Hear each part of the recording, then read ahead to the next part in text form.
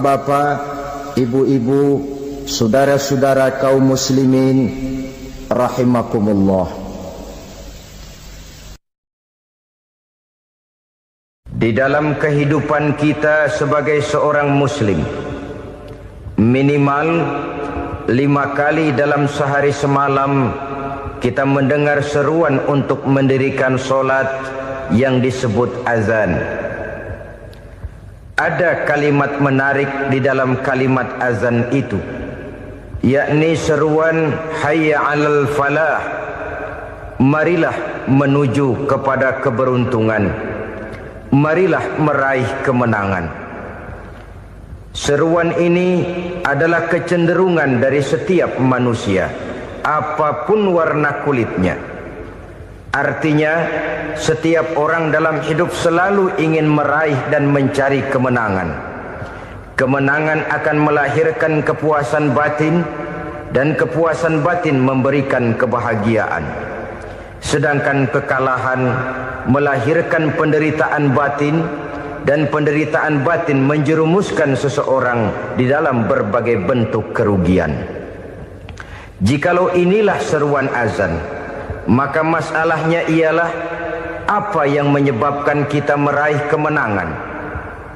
Al-Quranul Karim memberikan tuntunan dan ajaran kepada kita bahwa orang-orang yang memperoleh kemenangan itu tidak lain adalah orang-orang yang bertakwa. Hanyalah mereka yang bertakwa kepada Allah Subhanahu wa ta'ala pada akhirnya akan tampil sebagai pemenang. Lalu siapa orang yang bertakwa itu? Dijelaskan dalam awal-awal Al-Baqarah, orang yang bertakwa yang akan meraih kemenangan. Pertama, alladzina yu'minuna bil ghaib, yaitu orang-orang yang beriman kepada yang gaib, percaya bahwa ada alam yang gaib, alam yang abstrak, alam yang tidak bisa dijangkau oleh salah satu daripada panca indera kita. Mereka percaya dan beriman kepada adanya malaikat, beriman kepada adanya iblis dan jin, beriman kepada adanya alam kubur, beriman kepada adanya alam mahsyar, beriman kepada adanya alam akhirat, beriman kepada adanya surga dan neraka. Beriman bukan cuma sekedar beriman dalam ucapan bibir saja, tetapi beriman yang nilai iman itu mampu mewarnai gerak dan gaya hidupnya. Iman yang meresap sampai ke tulang sumsum, kemudian memberikan dampak positif di dalam kehidupan manusia. Alam, kita tahu, adalah sesuatu yang selain Allah, dan Allah bukanlah alam. Apapun namanya selain daripada Allah, itu adalah alam. Alam pada hakikatnya terbagi menjadi 2. Ada alam syahadah, alam nyata, alam konkret, alam yang bisa dijangkau oleh salah satu indera kita. Kemudian ada alam ghaib, alam yang tidak bisa dijangkau oleh panca indera kita, alam metafisika, alam abstrak, alam yang wajib kita imani keberadaannya. Kita percaya bahwa malaikat itu ada, kita percaya kepada jin, bahwa jin itu ada, kita percaya kepada adanya iblis dan setan. Bukan percaya kepada iblis dan setannya, percaya bahwa iblis dan setan itu ada. Itu termasuk salah satu daripada sifat orang yang bertakwa kepada Allah. Saudara-saudara kaum muslimin rahimakumullah, kecenderungan pembangunan yang lebih bersifat materialistis biasanya menggeser aspek kehidupan rohani. Orang berpikir empiri, dan dalam pola pikir yang demikian maka alam gaib tidak lagi mendapat perhatian. Aspek kehidupan yang bersifat rohaniah malah mulai ditinggalkan. Akibatnya terjadilah kepincangan di dalam kehidupan kita. Pernah ada satu pengalaman pribadi dalam perjalanan kembali ke tanah air. Dalam pesawat di sebelah kanan saya duduklah seorang Jerman namanya Heiner Simonsen. Iseng saya ajak kenalan, saya ajak ngobrol, saya tanya dia. Saya bilang, Mas Heiner ini, kalau pesawat yang kita tumpangi ini jatuh ke bawah, kira-kira apa yang bakal terjadi, Mas? Dia bilang, kita semua akan mati. Begitu? Iya. Oke. Apa itu mati? Tanya saya. Dia bilang, untuk tahu apa itu mati, kita harus tahu lebih dahulu apa itu hidup. Saya pikir nih bule bisa ngomong juga. Baiklah kata saya. Apa hidup menurut Anda itu? Oh, hidup itu dia bilang, kalau seluruh anggota badan kita bekerja secara normal. Paru-paru memompa darah secara normal, jantung berdetak secara normal, sel-sel tubuh bekerja secara fit, dan organisme tubuh hanya mau bekerja secara normal. Dia bilang, kalau kita memberi makan yang cukup, menu yang teratur, dan gizi yang lengkap. Saya bilang, kesimpulannya apa, Ner?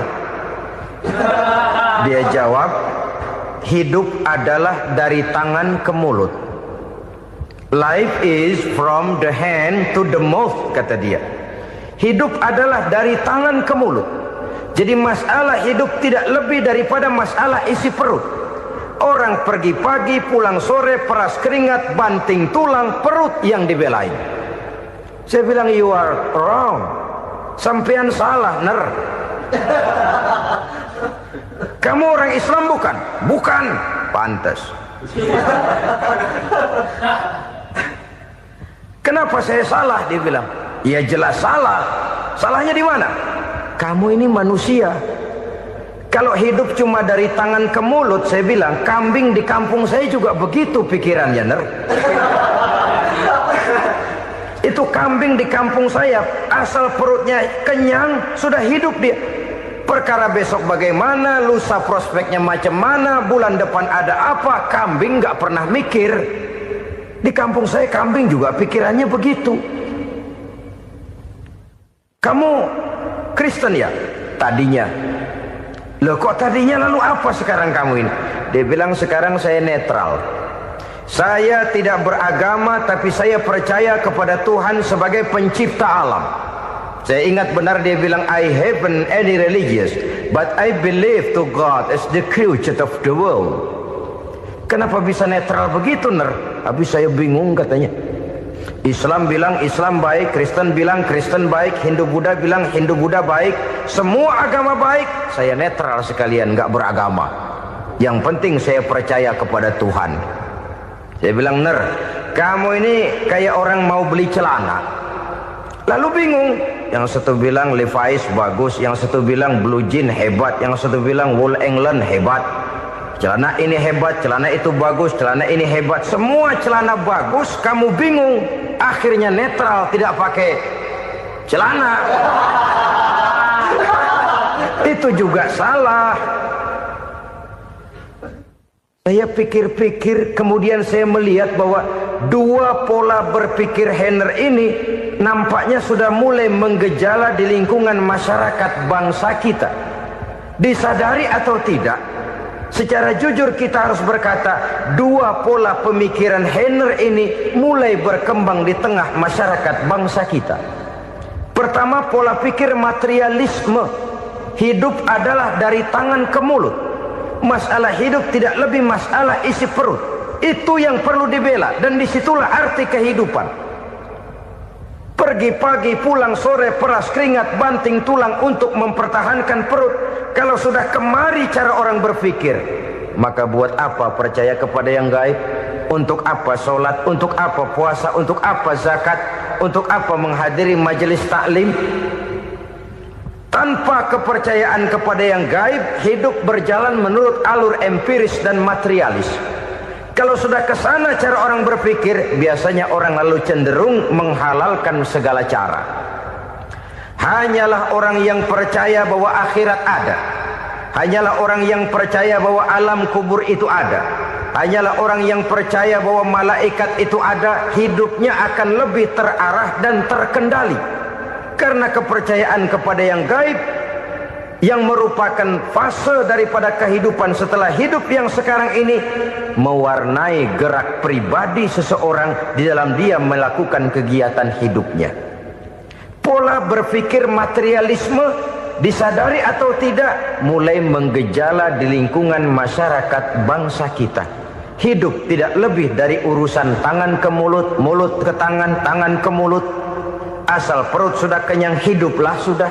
Perkara bagaimana prospek hari yang akan datang, bagaimana akhirat, tidak jadi persoalan. Ini yang oleh Nabi diperingatkan, ad-dunya sijnul mu'min wa jannatul kafir. Dunia adalah penjara bagi orang beriman dan surga bagi orang kafir. Dulu di zaman Belanda hadis ini pernah disalah tafsirkan, disalah artikan, digunakan sebagai senjata untuk mengkebiri dan membuat impoten umat Islam. Sudahlah umat Islam gak usah macam-macam, kata Belanda. Dunia ini kan penjara buat orang Islam, surga buat orang kafir. Di penjara jangan bertingkah.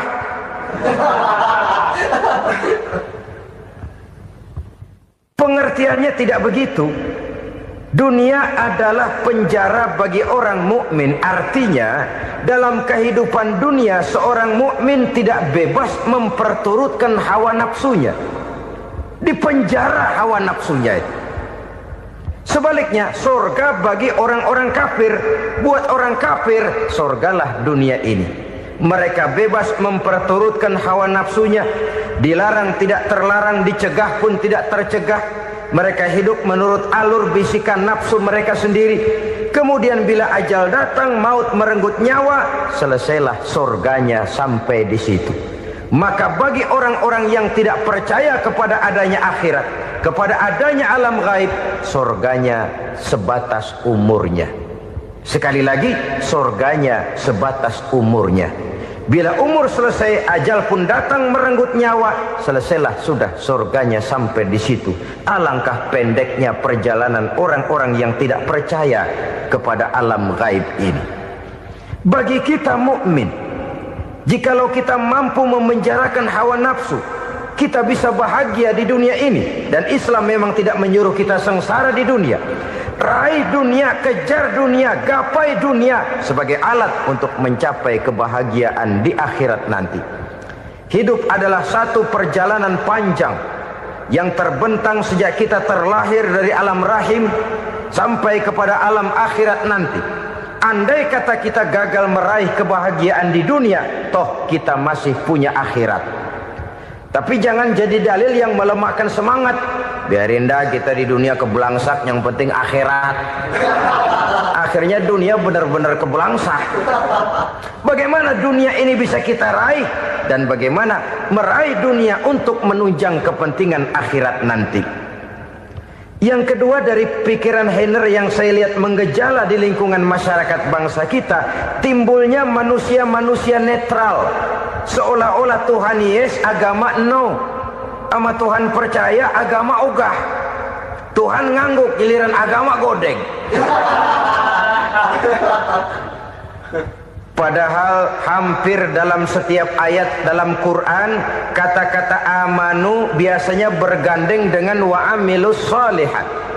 Iman dan amal soleh. Ini sebagai isyarat Tuhan dan agama jangan pernah dipisah-pisah. Apabila kita bertuhan, maka kita harus beragama. Apabila kita beragama, maka agama itu harus bersumberkan dari Tuhan yang kita imani itu. Tidak mungkin kita pisah, Tuhan yes, agama no. Sama Tuhan percaya tapi agama bikin sendiri. Sembayangnya cukup bengong 2 jam madep ngulon.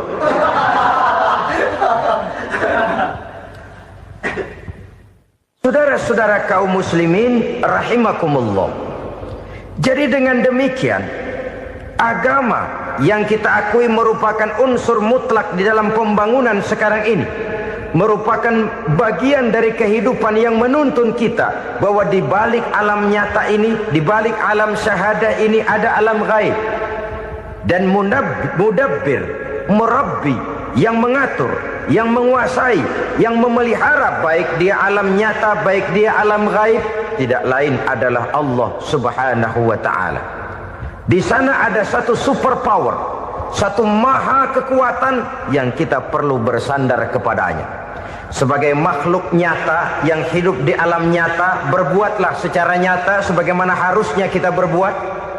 Karena Islam jelas bukan agamanya orang pemalas. Islam jelas bukan agamanya orang yang mengajarkan setelah selesai sholat boleh duduk, nggelenggem ayam-ayam, ndelohom, menghitung bintang di langit sambil menunggu keajaiban. Tidak. Islam adalah agama yang mengajarkan apabila sholat sudah selesai kamu kerjakan, bertebaranlah di permukaan bumi, cari karunia Tuhanmu. Jangan hidup berpangku tangan menunggu keajaiban. Karena hidup bukan undian. Jangan berharap untung besar tanpa mau peras keringat.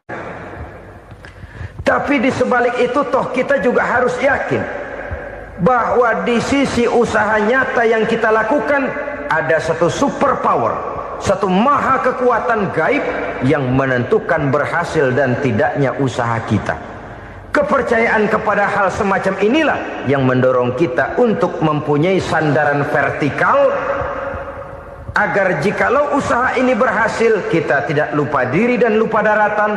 Jikalau usaha ini gagal, kita tidak putus asa dan buruk sangka, tidak cupik pandangan dan sempit hati, tapi mampu melihat persoalan dengan kacamata putih sambil husnuzon kepada Allah Subhanahu wa ta'ala.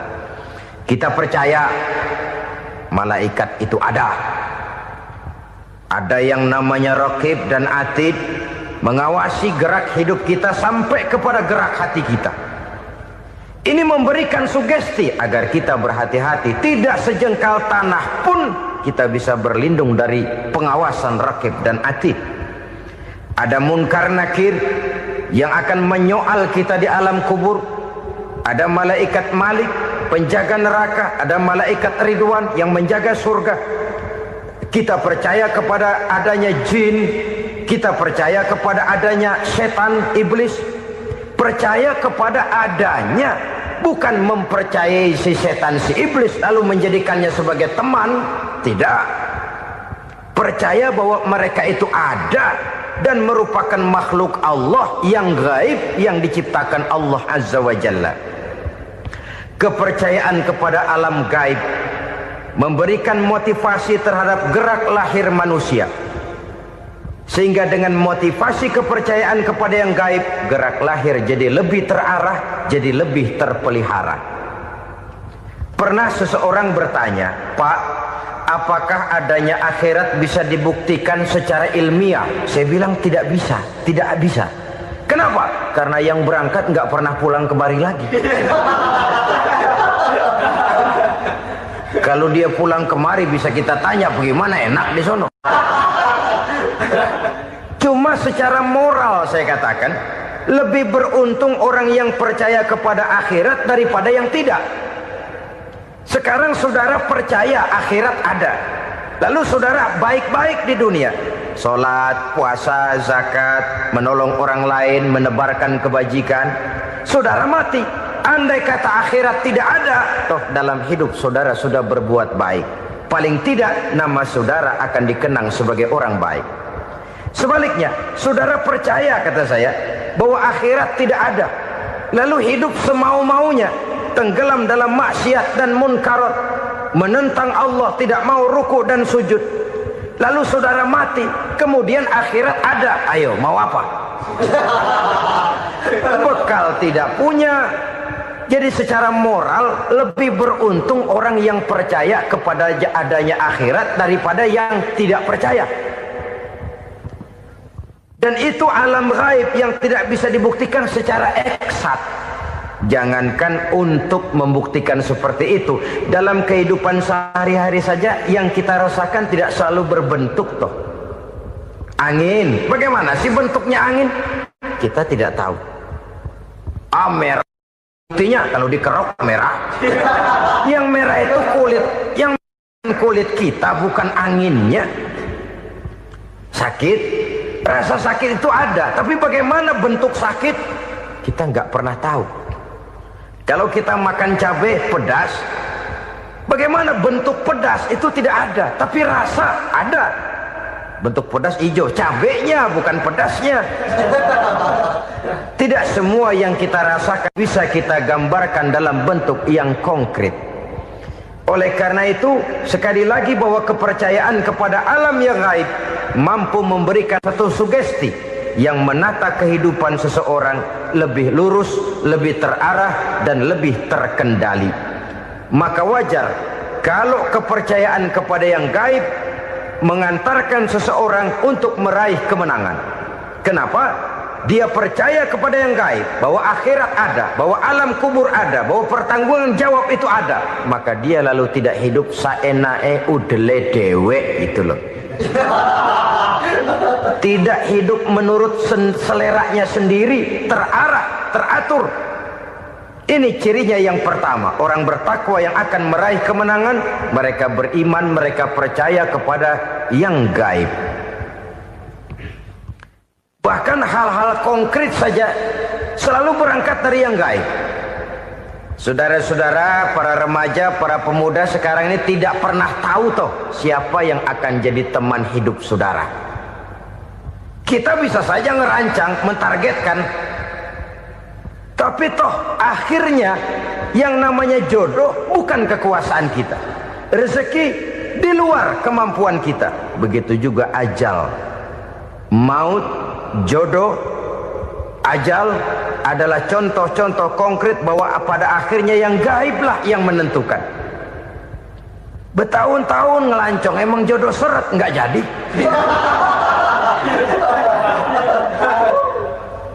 Begitu kenal baru setengah malam nginep ditangkap hansip kan.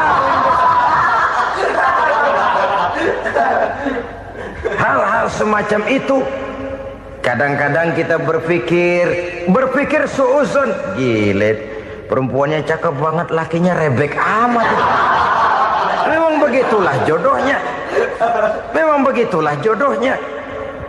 Saudara hadirin ma'asyiral muslimin yang saya hormati, jadi hal-hal yang konkret saja kita yakini sepenuhnya ditentukan oleh satu superpower yang gaib itu tadi.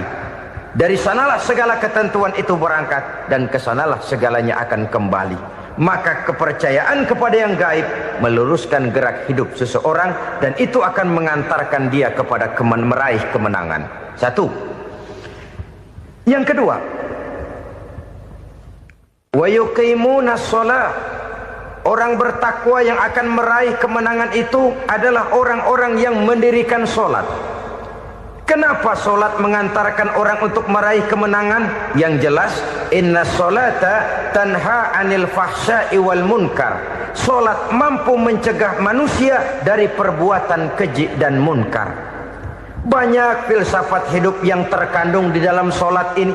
Sejak kita wudhu sampai kita menghadap ke arah kiblat, sampai kita melakukan gerak-gerak sholat, bacaan-bacaan yang ada di dalam sholat, lalu sampai kepada mengucapkan salam. Banyak filsafat hidup yang terkandung di dalam sholat.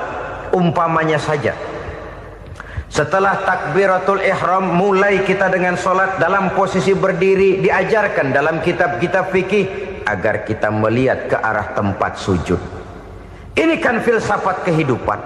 Kalau kamu sholat dalam posisi berdiri, lihat tempat sujud. Jangan sholat mata jelalatan, sebab nanti bisa mengurangi kekhusyuan.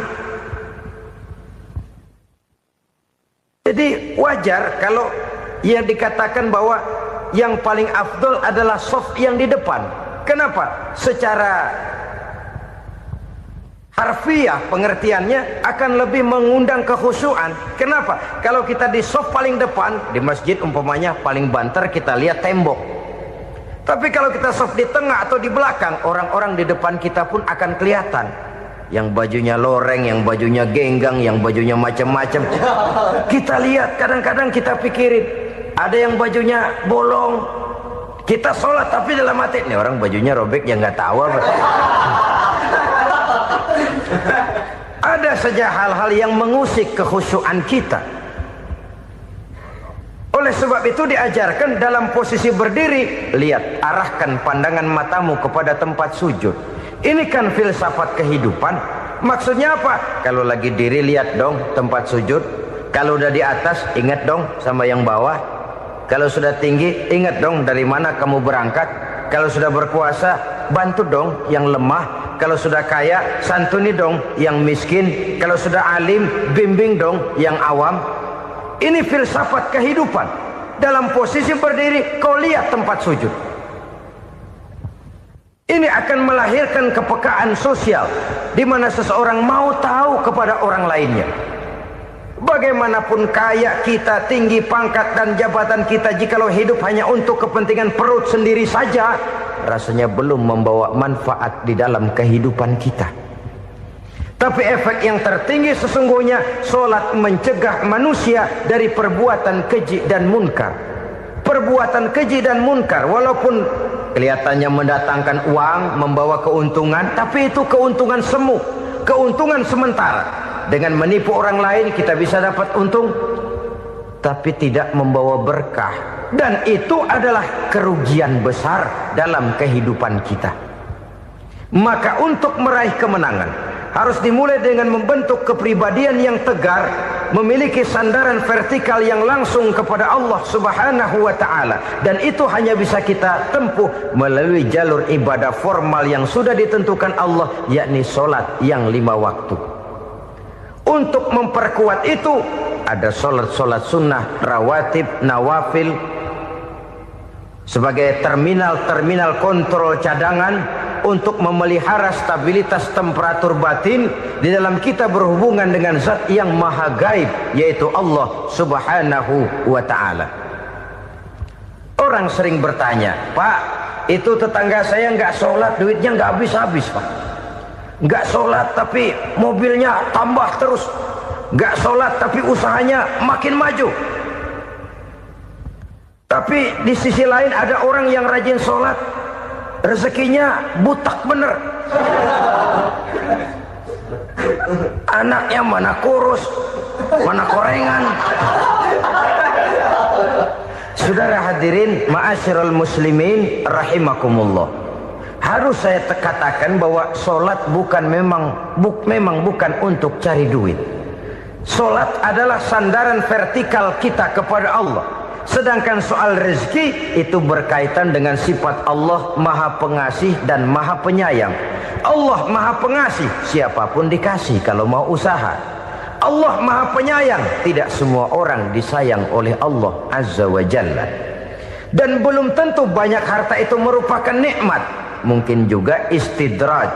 Artinya istidraj itu dikasih tapi diambulin, kalau bahasa Betawinya itu.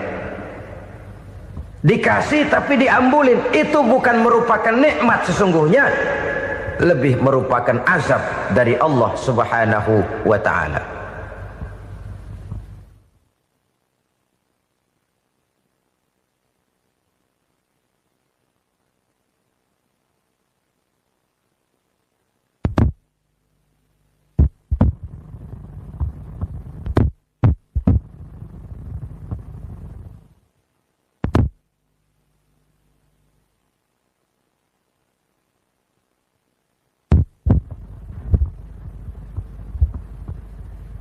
Agama mempunyai sistem solat, dan kita umat Islam telah dituntun oleh Allah Subhanahu wa ta'ala yang wajibnya 5 kali dalam sehari semalam mendirikan solat, dan itu tentu berada dalam jangkauan kemampuan manusia. Pada awalnya barangkali kita memang merasa solat itu satu kewajiban, tapi semakin kita hayati makna, manfaat dan filsafat yang terkandung di dalam ajaran solat, semakin sampai kita kepada keyakinan bahwa solat adalah keperluan kita. Sehingga pada waktu tertentu dinilai puncaknya, kita tidak lagi akan berkata saya wajib solat, tapi kita akan berkata saya perlu solat. Kalau kita sudah merasakan itu adalah keperluan kita, nah di sanalah kita baru akan merasakan ruginya kalau hal itu tidak kita laksanakan. Sepanjang kita masih berkata saya wajib sholat, kita akan lebih merasakan dia sebagai beban ketimbang sebagai keperluan. Yang jelas Allah tidak memerlukan ibadah yang kita laksanakan ini. Dengan kata lain, andai kata satu dunia penuh ini orang tidak ada yang sholat satu pun, Allah tidak akan turun dari jabatan Tuhan. Jangan lalu berpikir kalau kita ngambek se-RW kagak sembahyang Tuhan tekor kali ini ya. Tentu tidak. Itu perlunya kita, bukan perlunya Allah. Dan pada induknya kita akan berkata, saya perlu agama. Kalau secara induk kita sudah memerlukan agama, maka konsep-konsep yang ada di dalam ajaran agama itu pun adalah juga merupakan keperluan kita. Baik dia bernama sholat, baik dia bernama puasa, baik dia bernama zakat, baik dia bernama haji, seluruhnya adalah keperluan kita. Dan sesuatu yang kita perlukan apabila tidak kita laksanakan akan melahirkan kerugian di dalam kehidupan. Jangan heran kalau kita membaca riwayat perjalanan hidup para salafus soleh, orang-orang soleh. Ada yang tahajud sampai 100 rakaat, ada yang sholat malam kakinya sampai bengkak. Kita sekalinya bengkak biri-biri. Ada yang sholat membaca surah dalam Al-Quran sampai khotam Quran. Kok mau? Mereka sudah merasakan itu keperluan. Itu saja soalnya.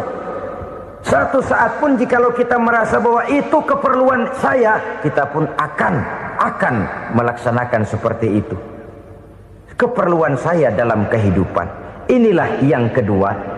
Yang ketiga, orang bertakwa yang akan meraih kemenangan itu, wa mimma razaqnahum yunfikun. Mereka membelanjakan sebagian daripada rezeki yang diberikan Allah kepada mereka. Mereka infakkan di jalan Allah. Ada satu dialog menarik. Satu hari seorang anak muda bertemu dengan seorang kakek-kakek yang sudah dikenalnya baik.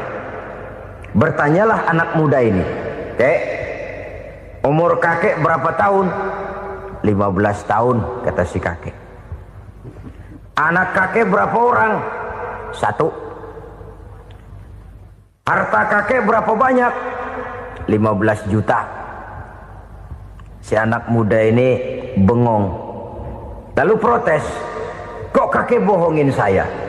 "Kenapa?" "Saya tahu umur kakek 70 tahun. Kenapa ngaku 15? Saya tahu anak kakek 5. Kenapa bilang 1? Saya tahu kakek miliuner, miliaran uang kakek. Kenapa ngaku cuma 15 juta? Begini, kata si kakek tadi. Benar, umur saya 70 tahun. Tapi dari umur yang 70 tahun itu baru 15 tahun terakhir ini saya merasakan ibadah kepada Allah. Meninggalkan maksiat, jauh dari segala macam munkarat. Maka yang 15 tahun inilah yang benar-benar saya rasakan sebagai umur saya. Benar anak saya 5, tapi yang 4 susah diatur. Cuman 1 rasanya nih yang bakal jadi si buah hati belahan jantung pelanjut cerita penerus sejarah. Cuma 1 ini yang saya harapkan, yang akan jadi anak soleh, yang akan membuat saya menerima pensiunan pahala. Kalau yang 4 apek dah, nggak ada harapan. Yang 1 nyekek botol melulu. Oh begitu, iya. Lalu kenapa kakek bilang harta kakek cuma 15 juta padahal saya tahu kakek uangnya miliaran, depositonya banyak? Ya karena 15 juta itulah yang saya ingat yang pernah saya belanjakan di jalan Allah. Saya merasa itulah harta saya yang sebenarnya. Yang miliaran yang saya simpan di bank kelak kalau satu saat saya mati akan jadi rebutan di antara anak-anak saya. Iya kalau anak saya soleh kayak yang 1 ini. Kalau yang 4 tadi udah tulen dia bakal berantem dah berebut tuh. Jadi 15 juta yang saya belanjakan di jalan Allah inilah yang saya merasakan benar-benar harta saya yang sesungguhnya. Dialog ini patut menjadi bahan renungan kita bersama. Diberikan kita umur 40, 50, 60, 70, 80. Berapa tahun dari umur yang diberikan itu yang jalan mulus, yang kita gunakan untuk melaksanakan ibadah? Banyak harta kita simpan di bank, di lemari, di dompet, di tas. Tapi berapa yang sudah kita depositokan di jalan Allah yang akan menemani kita di hari kita kembali nanti? Maka orang bertakwa yang akan meraih kemenangan, wa mimma razaqnahum yunfikun, mereka membelanjakan sebagian dari rezeki yang diberikan Allah di jalan Allah subhanahu wa ta'ala. Ma'asyiral muslimin rahimakumullah. Zahirnya memang kita memberikan kepada orang lain, tapi hakikatnya kita menyimpan untuk diri kita sendiri. Kita memberikan kepada yatim piatu 25.000. Zahirnya kita memberikan si yatim, hakikatnya kan kita cuma nyimpan. Saya berikan, titip kepadamu, ini untuk saya di akhirat. Kau boleh belikan baju, kau boleh belikan untukmu makan, kau boleh bayarkan sekolahmu. Ini untuk saya. Hakikatnya kita nyumbang masjid 1 juta, zahirnya kita berikan kepada panitia masjid, tapi hakikatnya kan cuma titip 1 juta ya, untuk saya di alam kubur nanti. Silahkan kau boleh belikan semen, ini uang, belikan besi, belikan pasir. Saya cuma sekedar titip untuk kepentingan saya. Hakikatnya kita cuma sekedar menitip.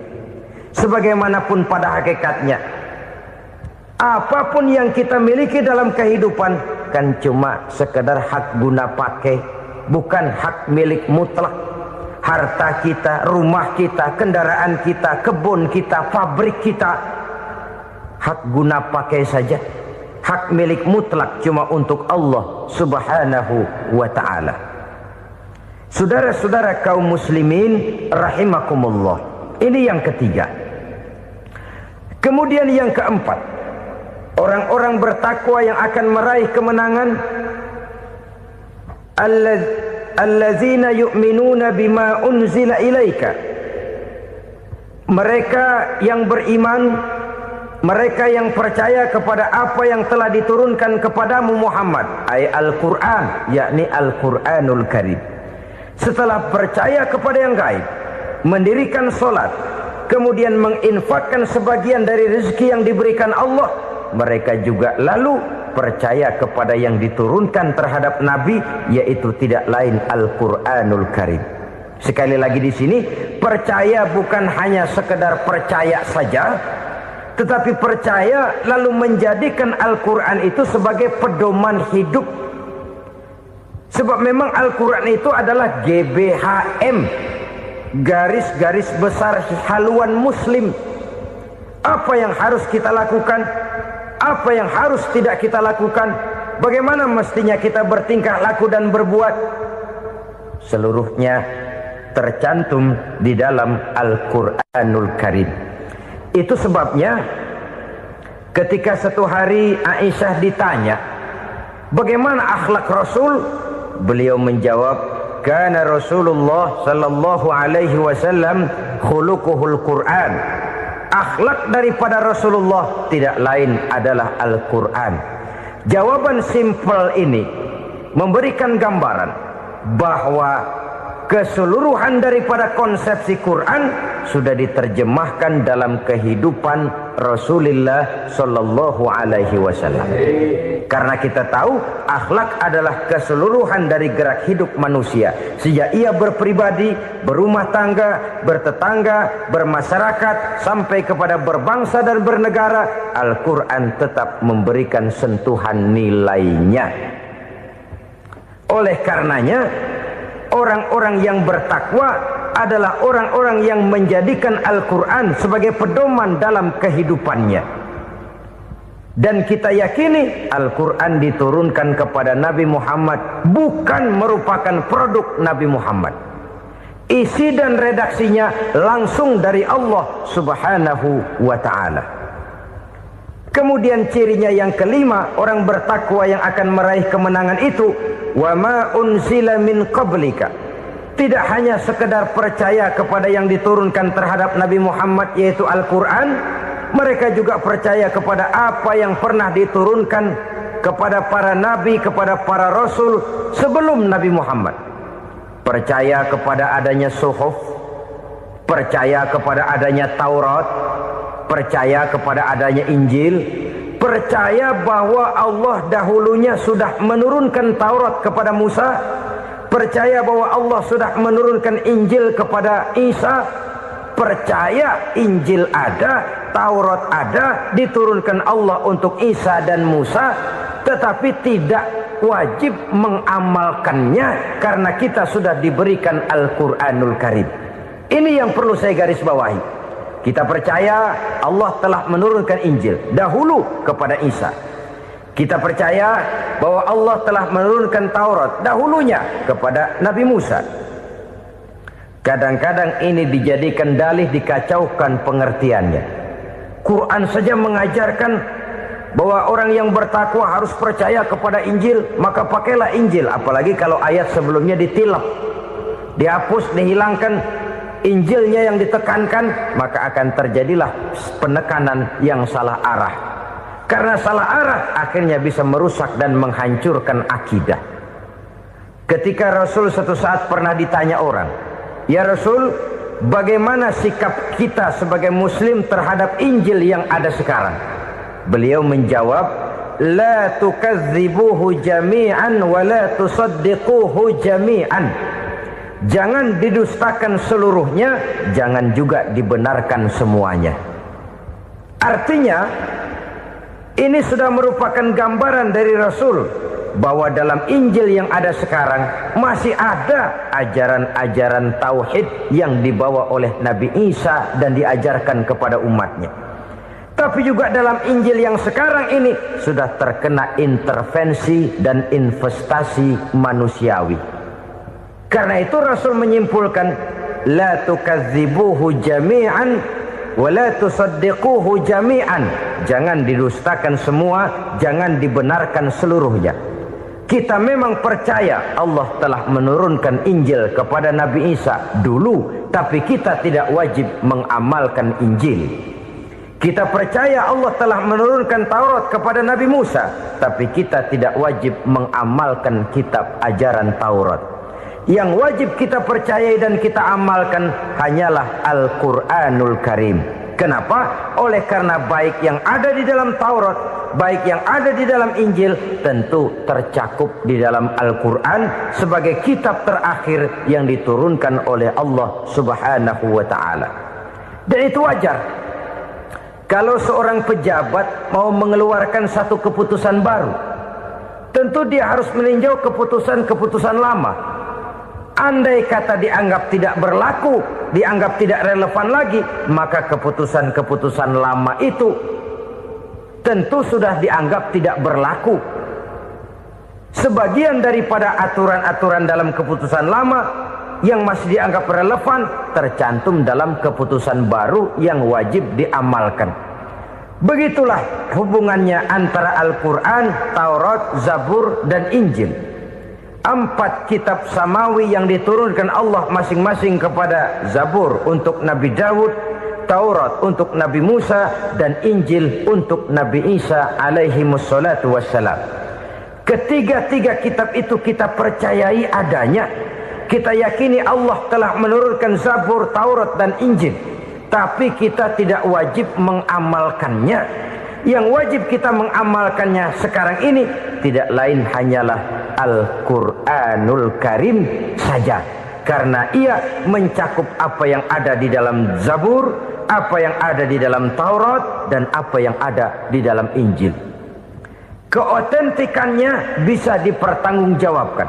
Ya, tapi kan Nabi Muhammad sudah mati 14 abad yang lalu, dan di zaman beliau Al-Quran kan belum dikodifikasikan, belum ditulis.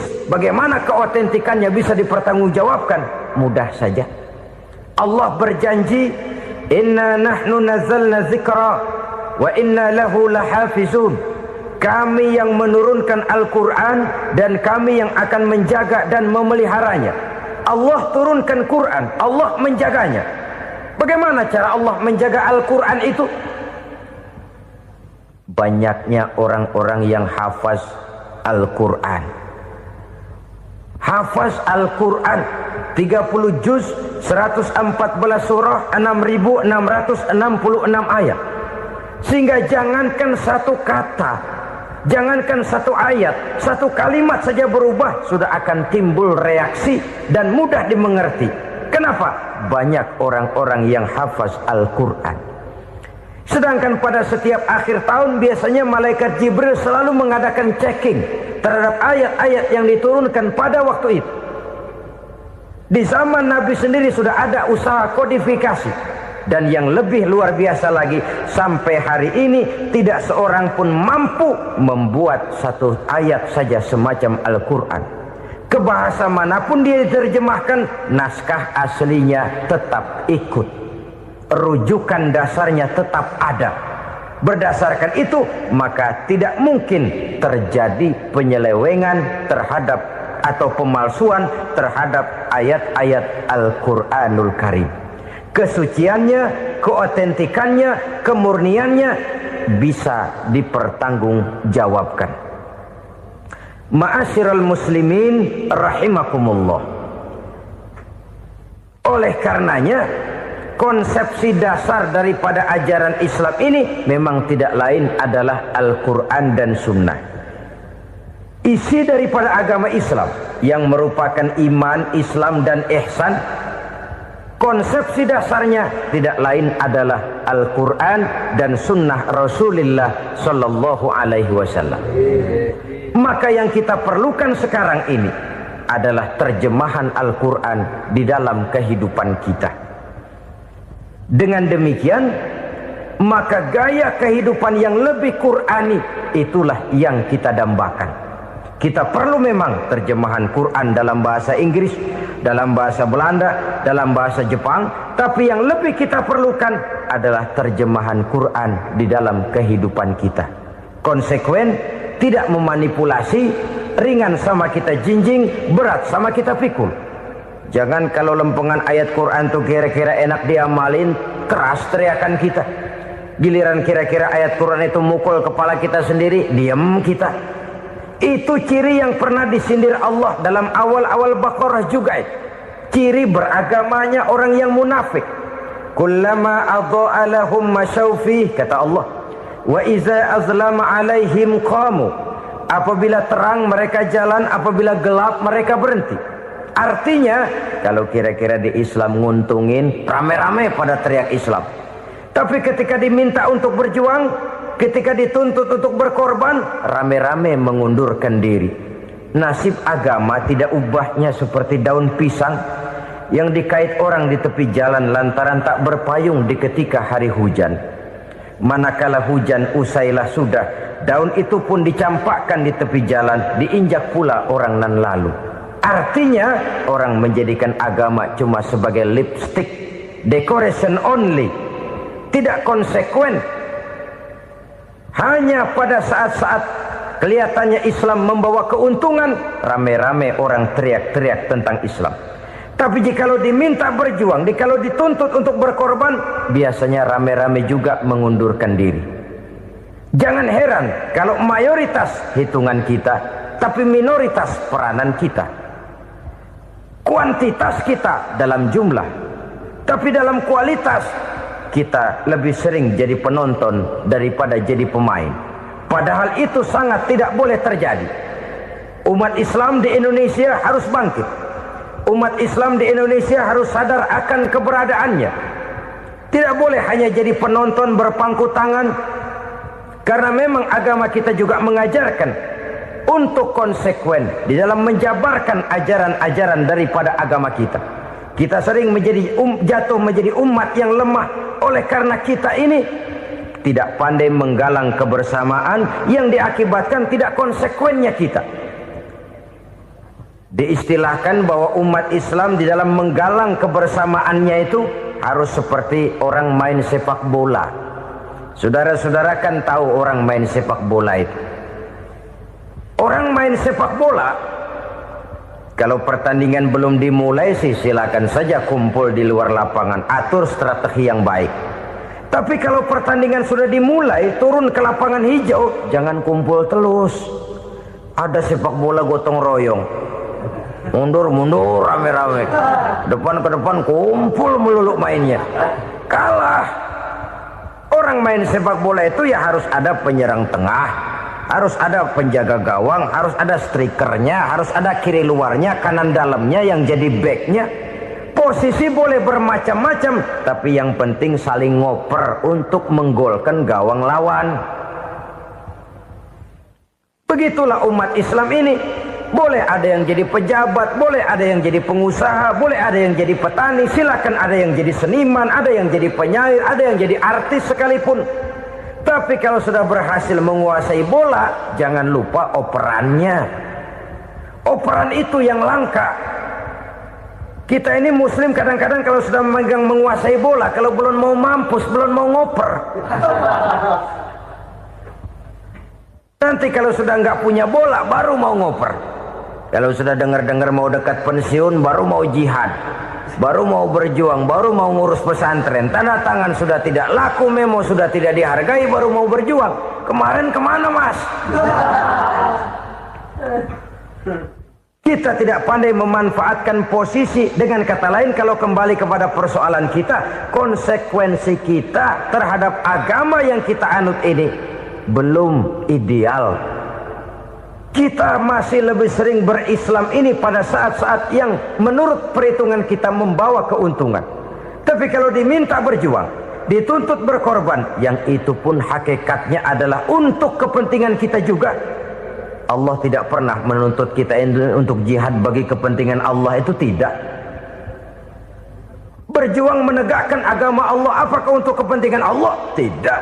Untuk kepentingan kita. Sebab nilai-nilai jihad itu pada akhirnya akan membawa kita kepada suatu kebahagiaan. Setidaknya kalau tidak di dunia, tentu di akhirat sebagai syahid. Oleh karena itu, pada bagian akhir ini saya ingin mengajak, marilah kita konsekuen. Sekali kita berkitabkan Al-Quranul Karim, mari dia kita jadikan pedoman. Jangan cuma kita jadikan sebagai penghias dinding, pelengkap rumah, bahwa di rumah kita ada Al-Quran, tapi yang baca kecoa. Habis pada bolong tuh Quran. Yang penting kan punya Quran. Ditaruh di pintu rumah. Biar apa? Biar kuntilanak kagak masuk katanya. Ya apa itu nasib Quran, cuma kerjanya jaga pintu, ngusir kuntilanak, ngusir memedi. Bagaimana kita hidup menurut tuntunan Al-Quran? Kadang-kadang tidak pernah menjadi masalah bagi kita. Maka bagaimanakah Al-Quran akan mungkin membawa keberkahan dalam hidup kalau ajarannya kita injak-injak dalam keseharian kita? Mewujudkan gaya hidup yang lebih Qurani, itulah yang akan kita rintis di dalam kehidupan kita. Bertahap, step by step, menurut kemampuan yang ada pada kita. Jika jalan ini tidak bisa kita selesaikan, percayalah akan ada generasi penerus yang akan melanjutkan usaha dan cita-cita mulia itu. Jadi percaya kepada Taurat, percaya kepada Injil, sekadar percaya Allah dahulunya sudah menurunkan itu. Tapi kita tidak wajib mengamalkannya. Kenapa? Generasi Injil masa berlakunya sudah kedaluarsa. Taurat masa berlakunya sudah kedaluarsa. Injil pernah berlaku untuk orang Nasrani di zaman Nabi Isa. Taurat pernah berlaku untuk orang Yahudi di zaman Nabi Musa. Setelah generasinya berlalu, datang Rasul penutup yang membawa Al-Quranul Karim. Maka Al-Quran itulah yang berlaku menjadi pedoman sampai hari akhir nanti. Jangan jauh dari Al-Quran, karena apabila ini kita lakukan, maka kita akan kembali kepada satu gaya hidup yang jauh dari tuntunan agama, dan itu artinya kita akan semakin jauh untuk meraih kemenangan. Saudara-saudara kaum muslimin rahimakumullah. Yang keenam, yang terakhir, orang-orang bertakwa yang akan meraih kemenangan itu wabil akhirati hum yuqinun. Mereka percaya, mereka yakin seyakin-yakinnya akan adanya hari akhir, di mana seseorang akan mempertanggungjawabkan seluruh perbuatannya di dalam hidup ini. Dan tidak ada satu perbuatan yang bagaimana kecilnya sekalipun yang tersembunyi dalam pandangan manusia yang tidak akan dibukakan persoalannya di mahkamah Qadi Rabbul Jalil di akhirat nanti. Itulah sebabnya maka percaya kepada akhirat disebut secara khusus. Padahal di awal tadi sudah dijelaskan yu'minuna bil ghaib, percaya kepada alam gaib, dan alam gaib ini termasuk akhirat. Kenapa pada bagian akhir disebut lagi akhirat? Karena ternyata bahwa kepercayaan kepada adanya akhirat merupakan induk dari kepercayaan terhadap adanya malaikat, setan, jin dan lain sebagainya, dan akan lebih memberikan sugesti dalam kehidupan manusia untuk meluruskan gerak hidupnya. Jikalau satu saat tergerak hati akan berbuat kejahatan, ingin mencuri, sadarlah, awas ada akhirat. Sebab kalau kita cuma teriak awas ada polisi, itu cuma tertunda sementara, begitu polisi meleng embat. Kalau kita ingin berbuat jahat cuma berteriak awas ada hansip, cuma sementara ke hansip itu ada.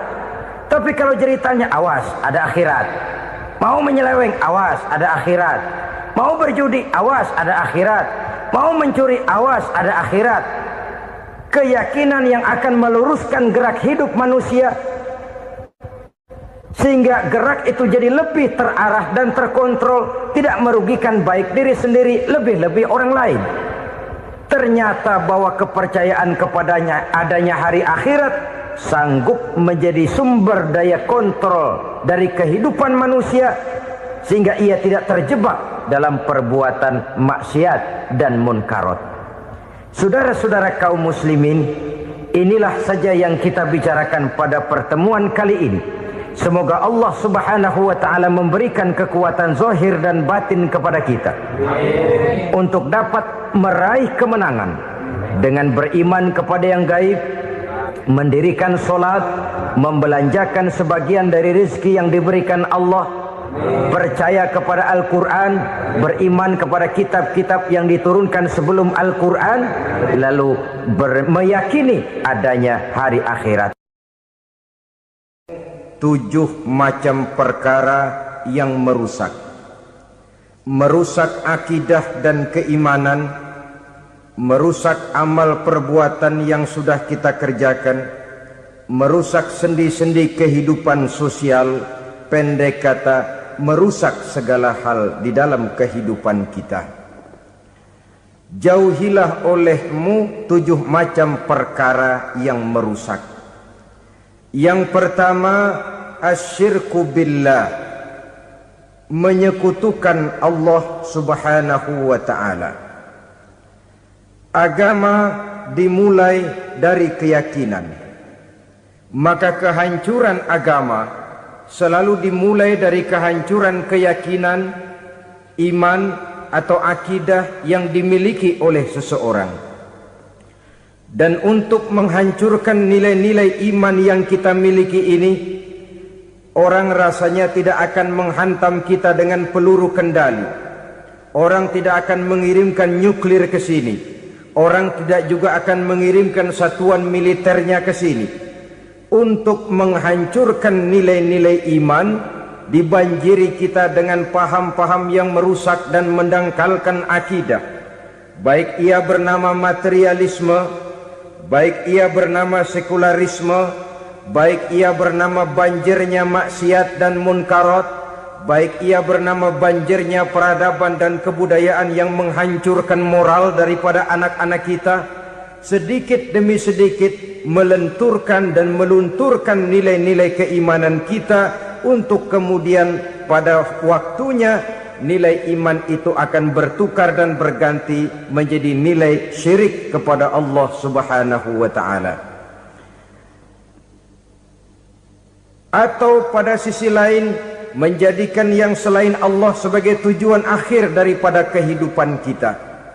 Sedangkan kita sama-sama maklum bahwa di dalam pandangan agama Islam, dosa yang tidak berampun, dosa yang terbesar, termasuk dalam kategori bapak moyangnya dosa, tidak lain adalah syirik, yakni menyekutukan Allah subhanahu wa ta'ala. Pola penghancuran iman ini memang berstrategi. Ditawarkan kita kepada paham materialisme, paham kebendaan, di mana otak menempati urutan sebagai ranking pertama, Tuhan jatuh pada urutan kedua. Lalu menyusul kepada paham sekularisme, Allah dipisahkan dari seluruh kegiatan hidup ini, untuk pada gilirannya menjadikan yang selain Allah sebagai tujuan akhir daripada seluruh kegiatan hidup kita. Oleh karenanya, kewajiban menjaga nilai-nilai iman ini merupakan kewajiban yang mulia tetapi berat, tidak hanya untuk kita, tetapi juga bagaimana mewariskannya kepada anak-anak kita, generasi yang akan datang. Orang-orang tua bijaksana yang diceritakan di dalam Al-Quran, kalau sudah berpikir tentang anak-anaknya, pertanyaan yang paling mereka risaukan ialah, ma ta'buduna min ba'di. Anakku, kalau pada satu saat aku, ayahmu sudah tidak ada lagi di dunia ini, meninggalkan kamu semua, ma ta'buduna min ba'di, apa yang akan kamu sembah nak? Jikalau sekarang ayahmu masih mau ke masjid, masih mau melakukan rukuk dan sujud, masih beribadah menyembah Allah Subhanahu wa ta'ala, kalau orang tuamu sudah tidak ada, ma ta'buduna min ba'di, masihkah engkau mau datang ke masjid? Masihkah engkau mau rukuk dan sujud? Masihkah engkau mau menyembah Allah Subhanahu wa ta'ala? Pertanyaan ini yang dipikirkan oleh Nabi Yakub kepada putra-putranya. Pertanyaan ini yang diteruskan oleh Nabi Ibrahim kepada anak-anaknya. Pertanyaan ini yang diwariskan oleh generasi ulama'us salafus saleh kepada para generasi berikutnya. Bagaimana kita generasi sekarang? Kita orang-orang tua sekarang bukan berfikir ma ta'buduna min ba'di, malah yang kita fikirkan ma ta'kuluna min ba'di. Kalau bapak tidak ada nanti kamu makan apa nak? Perkara kamu nyembah apa, urusan nomor 18. Yang penting kamu nanti hidup bisa makan nak. Maka kita sibuk mewariskan harta kepada anak-anak kita. Kita sibuk mewariskan kebun dan tanah kepada anak-anak kita. Kita sibuk mewariskan pabrik kepada anak-anak kita, sementara kita lupa mewariskan intan yang paling mahal, mewariskan mutiara yang paling berharga, yaitu nilai iman kepada Allah Subhanahu wa ta'ala. Alangkah baiknya apabila warisan harta, warisan tanah dan kebun, warisan rumah dan pabrik didasari lebih dahulu dengan mewariskan nilai iman kepada Allah Subhanahu wa ta'ala. Sebagai orang-orang tua, kita boleh bersedih kalau anak kita tidak mengerti komputer. Kita boleh bersedih kalau anak kita tidak mengerti matematika. Kita boleh bersedih kalau anak kita tidak mengerti bahasa Inggris. Tapi sewajarnya lebih bersedihlah kita orang tua jikalau mempunyai anak yang tidak kenal Allah sebagai Tuhannya, yang kemudian tidak mau rukuk dan sujud kepada Allah Tuhannya. Itulah kemalangan yang paling malang bila kita meninggalkan generasi yang tidak bertauhid kepada Allah Subhanahu wa ta'ala. Betapapun anak kita tidak ngerti komputer, saudara, paling-paling kerugiannya cuma kerugian dunia. Masuk dia ke alam barzakh, munkar nakir tidak akan sempat tanya kau belajar komputer apa tidak. Kumpul dia di padang mahsyar, malaikat juga tidak akan tanya matematikamu nilainya berapa. Yang ditanya, kau kenal Allah, kau rukuk dan sujud kepadanya, kau pernah datang ke masjid. Oleh karena itu sekali lagi, menjaga nilai iman tidak hanya untuk kita, tetapi juga mewariskannya kepada anak-anak kita, generasi yang akan datang. Sungguh kemalangan yang paling besar apabila kita meninggalkan anak-anak kita, mereka kita tinggalkan lemah ekonominya, itu tidak baik. Mereka kita tinggalkan lemah otaknya, itu pun akan membuat mereka tertinggal oleh yang lain. Tapi yang paling celaka, jikalau kita tinggalkan mereka dalam kondisi lemah imannya, rapuh akidahnya, tidak baik dan tidak betul keyakinan hidupnya. Oleh karena itu Nabi berpesan, jauhilah 7 perkara yang merusak. Yang pertama, syirik kepada Allah Subhanahu wa ta'ala, menyekutukan Allah baik dalam ucapan, dalam keyakinan ataupun dalam perbuatan. Ini perkara pertama yang termasuk 7 perusak besar di dalam kehidupan. Kalau sudah jatuh kita ke lembah syirik, bagaimanapun banyak kebaikan yang kita kerjakan, berjiwa sosial, bertangan pemurah, gemar menolong orang lain, kalau memang dasarnya syirik, maka seluruh kebaikan kita akan hancur, tidak akan ada nilainya dalam pandangan Allah Subhanahu wa ta'ala. Dalam pandangan manusia, mungkin kita dicatat sebagai orang sosial, gemar menolong orang lain, tidak berpangku tangan melihat orang yang mendapat kesulitan, tapi oleh karena dasarnya syirik, dasarnya tidak mentauhidkan Allah, maka seluruh nilai kebaikan yang kita kerjakan tidak akan ada nilainya dalam pandangan Allah Subhanahu wa ta'ala. Maka jagalah iman kita jangan sampai dihinggapi penyakit syirik yang bagaimana kecilnya sekalipun. Sekali lagi, baik syirik dalam bentuk ucapan, syirik dalam bentuk keyakinan, sampai kepada syirik dalam bentuk perbuatan, kita berhindar kepada sifat-sifat yang sedemikian itu. Karena apa? Dalam satu ayat Quran Allah Subhanahu wa ta'ala menjelaskan, innallaha la yaghfiru ayyushraka bih wa yaghfiru ma duna dzalika liman yasha. Allah tidak akan memberi ampun kepada orang-orang yang menyekutukannya, tapi Allah masih mau memberikan ampun kepada dosa-dosa yang selain itu bagi orang-orang yang dikehendakinya. Dosa selain syirik, apabila kita bertaubat, Allah masih mau mengampuni. Tapi kalau sudah jatuh ke tempat syirik, itu sudah dosa yang tidak berampun. Taubatnya tidak lain melepas syirik, kembali kepada tauhid, berkeyakinan bahwa hanya ada Allah Subhanahu wa ta'ala, Tuhan satu-satunya, yang lam yalid walam yulad walam yakul lahu kufuwan ahad. Tidak beranak, tidak pula diperanakkan, dan tidak satupun yang dapat menyerupai Tuhan Allah Subhanahu wa ta'ala. Saudara-saudara kaum muslimin rahimakumullah, bahwa kita di zaman sekarang memang tidak menyembah berhala, ya.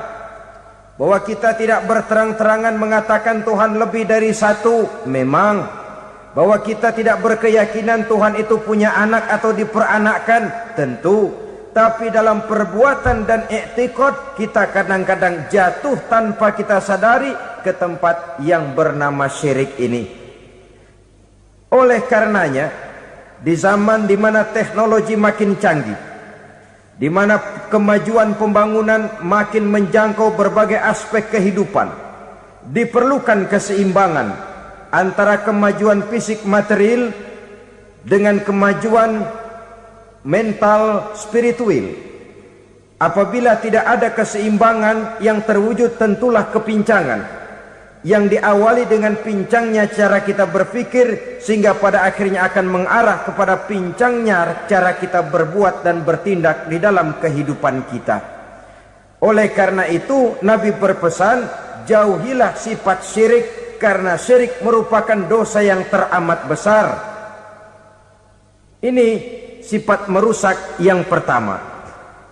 Yang kedua, kata Nabi, wasihra, jauhilah sihir. Sihir ini juga termasuk perkara yang merusak kehidupan. Kita semua sama-sama maklum bahwa sihir sebenarnya bukan persoalan baru. Sejak sebelum datang Islam, sihir itu sudah ada.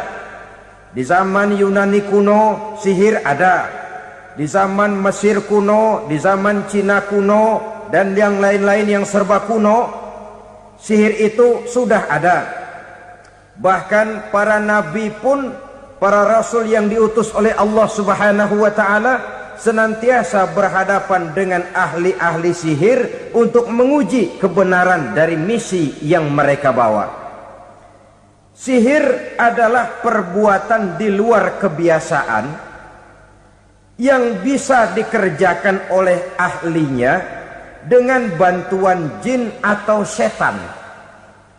Hukum mempelajari sihir adalah haram, mengamalkannya lebih haram lagi. Sebab itu saudara-saudara, sihir merupakan perbuatan merusak yang harus kita jauhi. Ciri-ciri daripada perbuatan sihir, pertama, ia mengandung tipuan, bayangan khayal. Di zaman Nabi Musa misalnya, orang melihat tambang-tambang itu seperti ular. Nabi Musa melayangkan tongkatnya menjadi ular-ular besar yang memakan ular-ular kecil ciptaan tukang-tukang sihir Fir'aun tadi. Lalu sihir bisa terjadi dengan bantuan jin kafir atau setan. Kemudian ciri yang ketiga, sifatnya halus dan tersembunyi. Taruh kata ada seorang ahli sihir yang mempergunakan ayat-ayat Quran sebagai jompa-jampe, sebagai baca-bacaan, itu cuma sekedar kedok. Tujuannya tidak lain menjadikan agama sebagai ketok untuk membenarkan cara yang dimurkai oleh Allah Subhanahu wa ta'ala. Satu hadis yang diriwayatkan oleh Imam Bazar dan Tabrani, Nabi berpesan, "Laisa minna man tatayyara lahu au takahhana au tukuhhina lahu au sahira lahu." Tidak termasuk ke dalam golonganku, kata Nabi, tidak termasuk umatku. Siapa mereka? Man tatayyara lahu, orang yang bertatoyur. Apa tatoyur itu? Dari kalimat toyaro, artinya terbang. Toir biasa diartikan dengan burung. Tatoyaro percaya kepada suara-suara burung. Man tatayyara lahu, mempercayai, meyakini dengan benar-benar kepada suara beburungan. Kan suka ada itu, nah bunyi burung tuh, maling liwat. Maling liwat. Burung bunyi, maling liwat. Itu termasuk tatayyara lahu, percaya kepada suara burung. Kan aneh kalau suara orang nggak dipercaya, suara burung malah dipercaya. Ada ustadz ceramah, kiai ngaji, nggak mau didengerin, burung dengerin bener. Nah, suaranya dari sebelah mana? Belah kulon. Nah, itu tandanya ano. Habis dihitung-hitung, itu termasuk tatayyara lahu.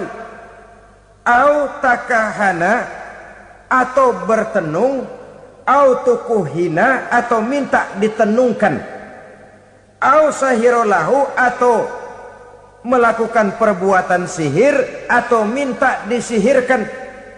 Laisa minna, tidak termasuk ke dalam golonganku, kata Nabi. Sehingga dengan demikian saudara-saudara, menghadapi sihir dengan sihir sekalipun termasuk perbuatan yang tidak diajarkan oleh agama. Kita kan mempelajari sihir untuk jaga diri, tidak apa-apa. Yang dilarang mengamalkannya, dilarang juga mempelajarinya. Sebab orang kalau sudah mengetahui, biasanya lalu terangsang untuk mencoba. Kalau percobaannya berhasil, biasanya terangsang untuk coba lagi dan coba lagi. Pada akhirnya ketagihan, lalu beralih menjadi profesi, apalagi itu nanti bisa mendatangkan hasil uang. Saudara-saudara kaum muslimin rahimakumullah, kita manusia makhluk nyata, kita hidup di alam nyata, terikat oleh sunnatullah, causality.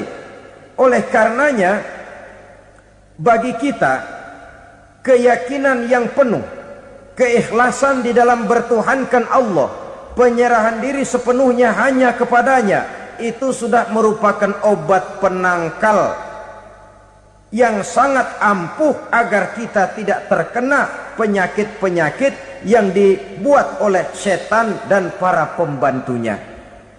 Sehingga beberapa ayat Quran mengajarkan, misalnya a'udzu bikalimatillahi tammati min syarri ma khalaq, atau bismillazi la yadurru ma'asmihi syai'un fil ardi wala fis sama, dengan menyebut nama Allah yang tidak bisa mendatangkan bahaya sedikit pun dari baik yang datang dari langit maupun yang datang dari bumi. Jiwa yang kosong dari keyakinan yang penuh kepada Allah, jiwa yang penuh was-was dan ragu-ragu, itu yang mudah terserang oleh penyakit-penyakit yang dikerjakan oleh para tukang-tukang sihir, yaitu oleh setan dan seluruh para pembantunya. Kemudian hadis kedua yang diriwayatkan oleh Imam Ibnu Hibban, Nabi bersabda, la yadkhulul jannata mudminu khamrin wala mu'minu bisihrin wala qati'u rahmin. Tidak masuk surga. Ini Nabi yang bilang, tidak masuk surga. Siapa itu? Pertama, mudminu khamrin, orang yang berkekalan dalam mabuk. Selalu mudminun itu sudah menjadi perbuatan rutinnya, tidak kapok-kapoknya, teler seumur hidup. Mudminu khamrin, tidak masuk surga orang yang selalu bermabuk-mabukan. Yang kedua, wala mu'minu bisihrin, orang mukmin tapi main sihir. Ini juga oleh Nabi diperingatkan, tidak akan masuk surga orang mukmin tapi suka main sihir. Wala qati'u rahmin, dan tidak juga orang yang memutuskan silaturahmi. Tiga macam manusia yang diperingatkan Nabi tidak akan masuk surga: orang yang selalu mabuk, orang mukmin yang main sihir, dan orang yang memutuskan silaturahmi. Saudara-saudara kaum muslimin rahimakumullah. Lalu orang berkata, kenapa dilarang kita bersihir? Padahal Rasul sendiri kan punya mukjizat. Nah, kita memang harus membedakan antara mukjizat dengan sihir. Dalam kehidupan agama kita kenal ada yang namanya mukjizat, ada yang namanya karomah atau keramat biasa diucapkan, ada yang namanya maunah, ada yang namanya irhas, ada juga yang namanya sihir. Kesemuanya ini berbeda, saudara-saudara. Yang dinamakan mukjizat itu khusus untuk para rasul saja. Satu kejadian luar biasa yang terjadi dilakukan oleh rasul atas izin dari Allah Subhanahu wa taala. Perbedaannya dengan sihir jelas. Sihir dari setan, mukjizat dari Allah. Sihir bisa dipelajari, mukjizat tidak. Sihir umumnya untuk maksud-maksud yang tidak baik, sedangkan mukjizat untuk memperkuat kebenaran yang disampaikan oleh para rasul dan ditentang oleh umatnya. Bahkan kafir Quraisy dahulu menganggap orang-orang ahli sihir itu berada dalam satu posisi yang hina, sehingga mereka mengatakan dan menuduh Nabi Muhammad sebagai tukang sihir. Tuduhan sebagai tukang sihir adalah tuduhan yang sangat aib dan hina. Di tengah masyarakat kufar jahiliyah, kedudukan tukang sihir dipandang sebagai kedudukan yang hina, sehingga mereka mengejek Nabi dengan sebutan tukang sihir. Jadi mukjizat hanya untuk Rasul saja. Kemudian karomah. Karomah ini asal kata dari karomah, kehormatan, kemuliaan yang diberikan Allah kepada hamba-hambanya yang rajin mendekatkan diri kepadanya. Oleh karena ketekunannya melaksanakan ibadah, Allah memberikan keistimewaan kepada orang itu, yang dengan keistimewaannya dia bisa mengerjakan yang tidak bisa dikerjakan oleh orang lain. Karomah hanya bisa dicapai dengan prestasi ibadah. Kalau sihir, mau ibadah apa enggak, asal dia belajar, bersatu dan berteman dengan setan, memenuhi persyaratan-persyaratan setan, biasanya lalu bisa. Sedangkan karomah tidak mungkin terwujud tanpa orang mendekatkan diri sedekat-dekatnya kepada Allah Subhanahu wa ta'ala. Menurut ayat Quran dan hadis Nabi, itu nanti ada bermacam-macam. Ada orang beriman itu yang dimasukkan surga. Ada orang beriman itu yang dimasukkan ke dalam surga. Ada orang beriman itu yang disebut penduduk surga. Kenapa lain-lain, Pak? Karena waktu di dunia amalannya juga lain-lain. Ada orang beriman yang masuk surga. Ini paling murah tiketnya. Mau masuk surga? Kata Nabi begini, ma min abdin qala la ilaha illallah thumma mata ala dhalik illa dakhalal jannah. Kalau seorang hamba sudah mengucap dua kalimat syahadat, dia yakin dengan kebenaran kalimat itu sampai matinya, orang itu akan masuk surga. Abi Dzar yang waktu itu diajak bicara heran, ya Rasul kok gampang betul? Iya. Walaupun orang itu mencuri, iya. Walaupun orang itu berzina, iya. Biar dia mencuri, biar dia berzina, kalau dia sudah mengucap dua kalimat syahadat, dia yakin dengan kebenaran kalimat itu sampai matinya, itu orang akan masuk surga. Jadi masuk surga cukup dua kalimat syahadat, yakin sampai mati, masuk surga. Itu perkara masuk. Tapi kalau pertanyaannya diterusin, masuknya kapan, Pak? Nah, ini lain lagi urusannya. Sebab ada yang masuknya itu langsung, ada yang mampir dulu. Di sana tempat cuma dua, kalau tidak surga, neraka. Mau ke surga tapi mampir dulu, yang mampirnya jelas di neraka. Kenapa? Dalam hadis qudsi ada riwayat, nanti itu di akhirat, setelah Allah selesai mengatur penduduk surga masuk surga, yang neraka masuk neraka, Allah berkata kepada malaikat Malik, malaikat Malik, labaik ya Allah. Itu bajingan-bajingan tengik, manusia-manusia durjana yang waktu di dunia tidak mau sujud, jauh dari ulama, gemar melakukan yang munkarat dan maksiat, hidup di tengah masyarakat selalu jadi bibit keonaran, kufur, sudah masuk neraka semua. Sudah ya Allah. Nah, kalau sudah, coba sekarang kamu masuk, Malik. Saya, iya, masuk neraka. Mau apa ya Allah? Kata Allah, akhriju minan nar man kana fi qalbihi misqala habatin min khardalin min iman.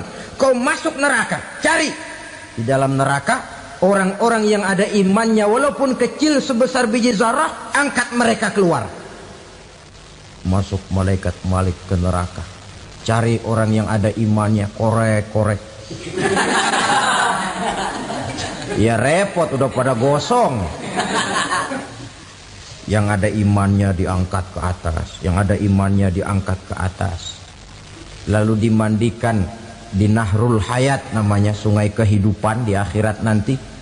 Cakep lagi rupanya, bersih lagi wajahnya, apel di hadapan Allah. Kata Allah, bagaimana mas?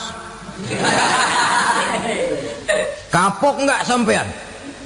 Kapok ya Allah. Nah, kalau kapok, idhab fadkhulil jannah, pergi masuk surga sana.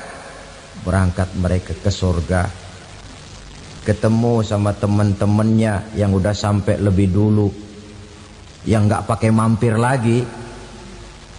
Terjadi dialog. Kata teman-temannya yang udah pada nyampe duluan, mas, iya, emang baru sampai?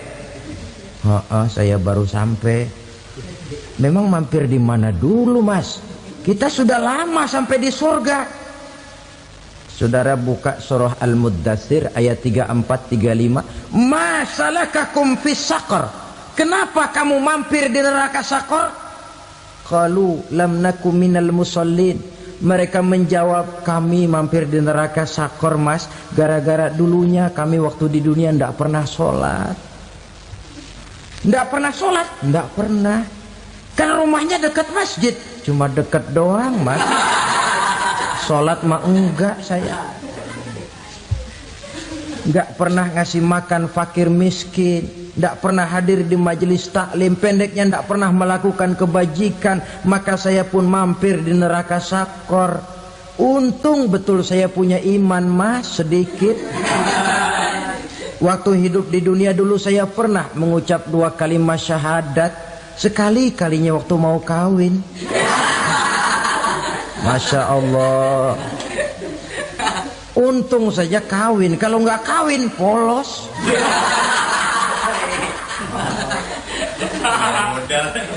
Itu juga pengulu sudah setengah mati ngajarin. Asyhadu alla, asyaduaan, asyaduaan.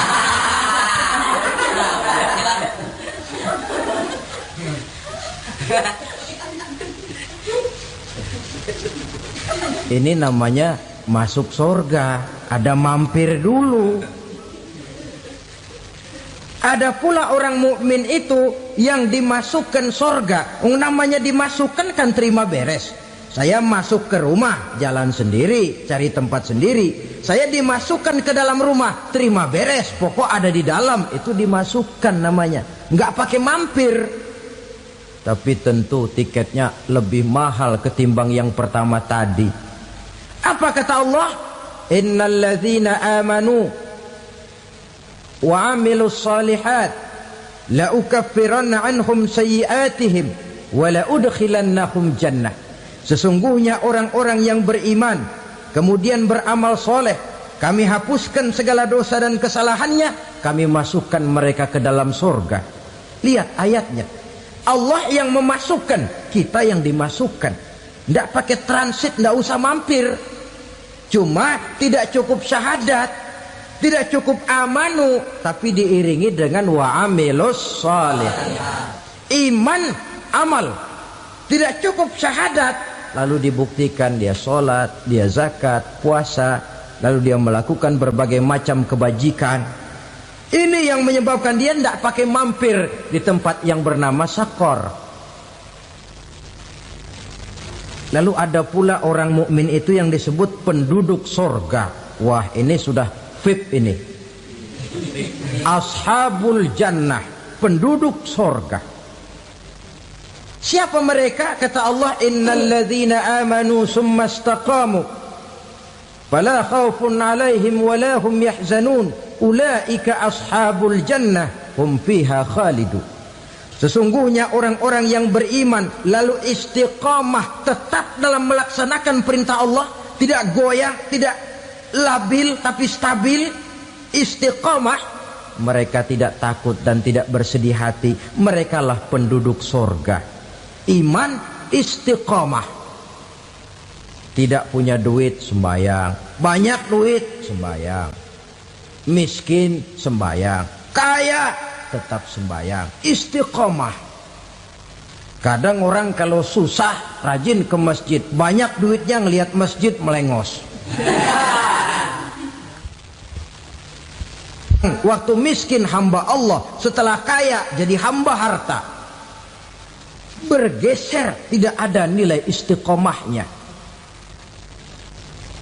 Saudara-saudara, dengan begitu penduduk neraka itu dua. Ada penduduk permanen, ada penduduk yang semi permanen. Yang semi permanen orang-orang beriman yang mempunyai dosa besar. Mereka masuk ke neraka untuk menerima azab sesuai dengan dosanya. Bila selesai masa azab itu, mereka akan diangkat untuk ditempatkan kembali ke dalam surganya Allah Subhanahu wa ta'ala. Nah, dikala itulah saudara-saudara, ada yang disebut syafaat dari Rasulullah Sallallahu Alaihi Wasallam. Tapi tentu jangan lupa, syafaat ini ibarat kain menambal dia. Kita punya kain bolong-bolong sedikit, syafaat yang menambal. Solat kita ada kurang dikit, sedekah kita ada campur riak dikit, amalan kita ada tidak karena Allah dikit, kita berharap syafaat. Jadi biarlah kain masih bolong-bolong, yang penting punya kain. Tapi kalau kainnya tidak ada, yang ditambal apanya? Sholat tidak, puasa tidak, zakat tidak, berharap syafaat saja. Ya, terlalu berlebihan itu. Saudara hadirin yang saya hormati, apabila selesai proses penghisaban, proses penghitungan, maka dikala itulah manusia terbagi dalam dua kelompok besar. Fariqun fil jannah wa fariqun fis sa'ir. Sekelompok orang-orang beruntung yang masuk ke dalam surga, dan sekelompok lagi masuk ke dalam neraka. Ibu-ibu, saudara-saudara kaum muslimin rahimakumullah. Pada pertemuan yang lalu sudah saya jelaskan bahwa hidup selalu berakhir dengan kematian. Apabila datang kematian menimpa seseorang, datanglah kiamat baginya. Itu yang disebut dengan kiamat kecil.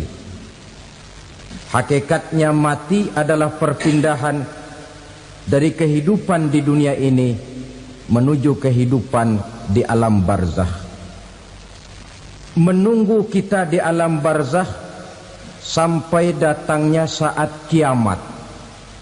Entah 10 tahun, entah 100 tahun, entah 1000 tahun, hanya Allah saja yang maha tahu.